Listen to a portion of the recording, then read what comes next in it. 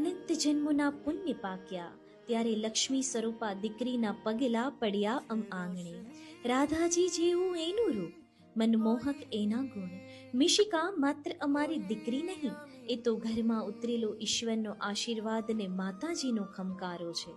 જ્યારે આજે પહેલી વાર એના નાજુક પગલા અમારા ઘરના ઓટલે પડ્યા, એક ક્ષણે લાગ્યું જાણે આખું ઘર પ્રકાશથી ભરાયું, દિવાલો પણ સ્મિત કરી ઉઠી. લક્ષ્મીજી જેવો પ્રવેશ સરસ્વતી સમે સમજણ અને પાર્વતીની શક્તિ પામી પધારી લાડો રાની અમારી.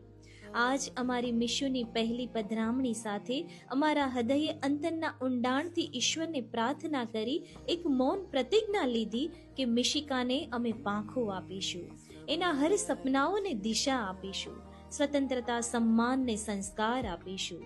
દીકરી આવે ત્યાં તો હવા પણ નરમ બને, ઘરના હર ખૂણામાં હાસ્યને હૂંફ વસે.